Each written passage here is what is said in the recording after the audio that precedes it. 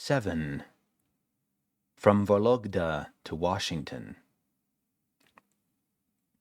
The general finished transferring more of his memories to me. Somehow he was able to block me from attempting to access any other parts of himself, a technique I had either never known or had forgotten when my crash landing here deprived me of most of myself.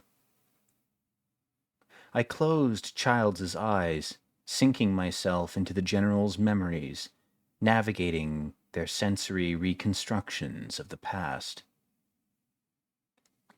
After escaping Heathcote's body in 1938, the general traveled between various tumors, leaving sleeper pieces of himself in each one he touched, as he had with the non-human forms in the forest where his ship had crashed, until he became a man named Anatoly Draygin. The general chose this man to inhabit because the tumors in control in Russia lacked any information about his origin. The general surmised he could eventually use this proverbial blank slate to put himself in a position where he could learn more about the tumors. Draygin was born to a prostitute in Vologda, the city where Heathcote had been executed. Draygin's body was 24 years old when he was entered by the general. Draygin had been pickpocketing since childhood to feed himself and his mother, a tumor who was addicted to the same kind of liquid poison Macready had tricked me into drinking while the Antarctic camp burned. He had become involved with various criminal gangs in Vologda, using cunning, theft, and subterfuge to survive. I admired this tumor for its ability to survive, given its brutal fate of birth. It reminded me of myself. Draygin's mother died in 1940, 1 year before Vologda was attacked by a rival faction of Finnish tumors, hypnotized by an opposing metasystem of tumor structural persistence. The way these tumors defended their abhorrent systems, lacking any awareness of the superiority of communion, filled my body with a sense of something unnameable, some combination of equal parts empathy and disgust. Exploring the general's memories, I saw that he, too, had balked at the pointlessness of these conflicts between tumor systems, at the grand spectacles of violent wastefulness these biotic forms engaged in to defend the persistence of their cancerous structures. After the outbreak of World War II, the general, being Draygin, joined the war effort. He was given a rifle, an abiotic killing device. He was trained to use it and excelled in his training. The general became well known among the tumors he trained alongside for his ability to utilize this killing device with a level of efficiency that tumors twice his age could not achieve. He became known as the Soulless Eye by virtue of his abilities. Following his mother's death late in the year of 1940, the general received a secret communique from Moscow, an offer to join what the Russian tumors called the Central Committee. The offer came in the wake of his abnormal performance with the killing device he had been trained to use.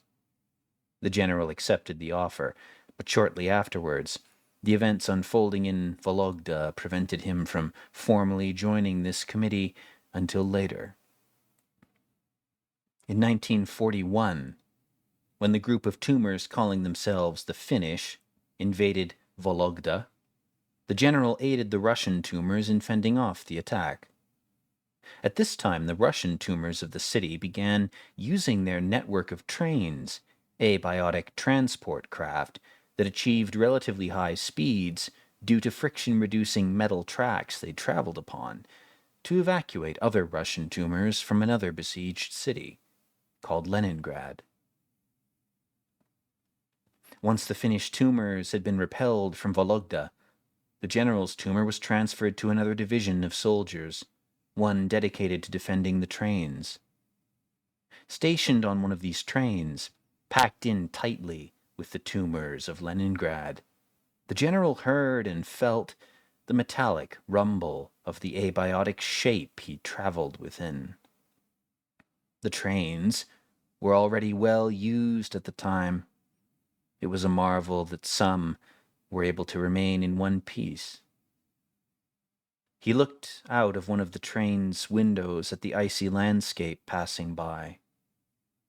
I felt the memories of my own crash chime in a way with this image, this lifeless wasteland of ice, a landscape so like the same Antarctic plains that had claimed my own ship, and with it such a large part of myself.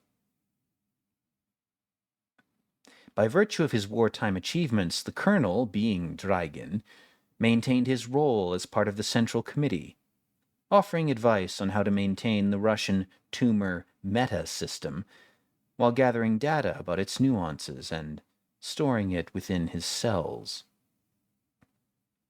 The Russian system occupied an absurd amount of land relative to its population of tumors, and much of this land was unusable for tumor sustenance.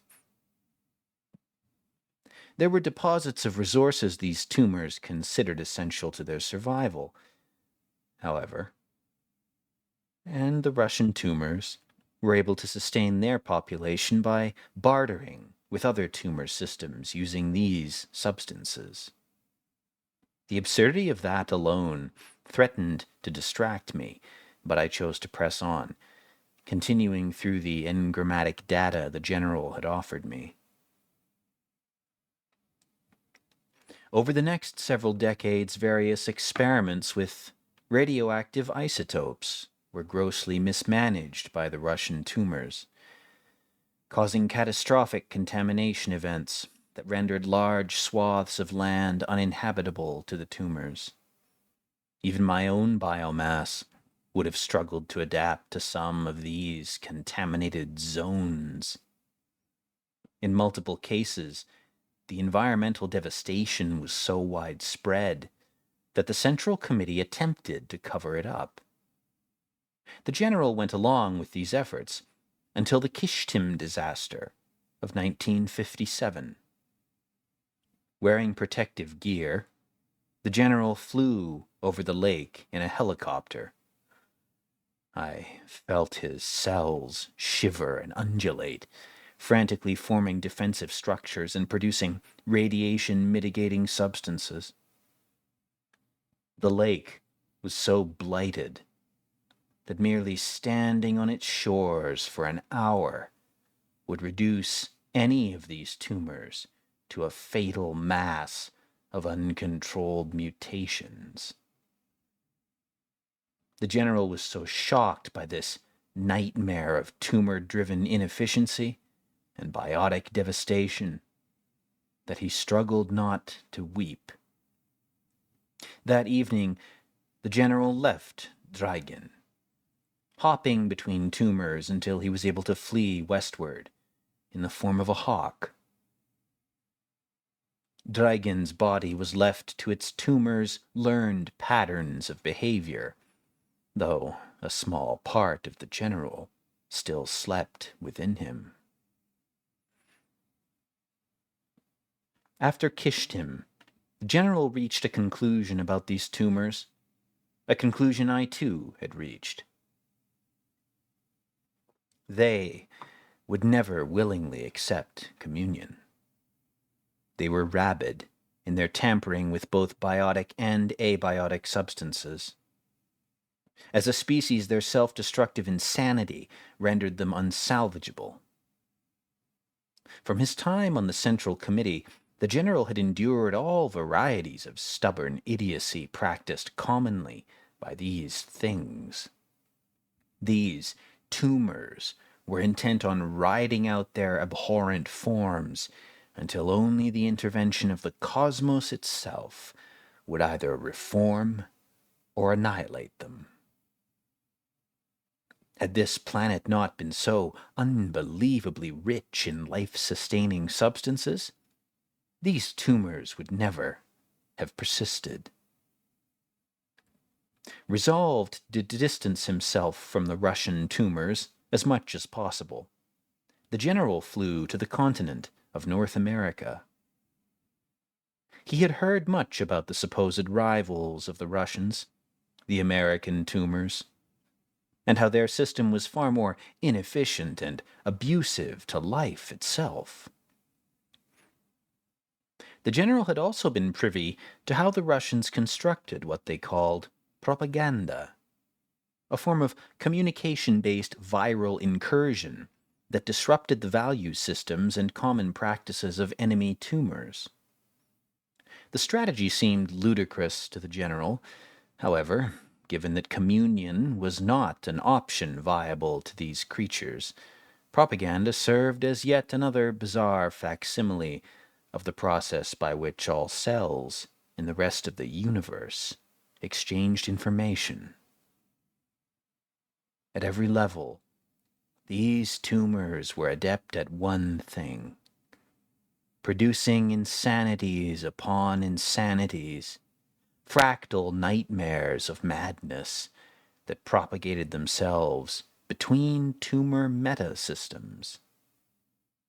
Even as a hawk, the general felt nauseous, contemplating these things, and had to shift his thoughts away from them. The general landed in the United States of America just after the beginning of what the American tumors called the Vietnam War. The war had begun 2 years earlier in 1955 and would not end for another 2 decades. The general knew all too well that this was a proxy war fought between the United States and the Russians for control of territories that were either of some strategic value or contained valuable resources. These things were children fighting with plastic toys over plots in a sandbox. The general flew straight to Washington, D.C., intending to find a suitable tumor to infiltrate, through which to view the unfolding war from the opposing side. Much of what he had learned had been so suffused with propaganda that he expected to find contradictions in the metasystem of the American tumors, but nothing could have prepared him for what he saw after he landed.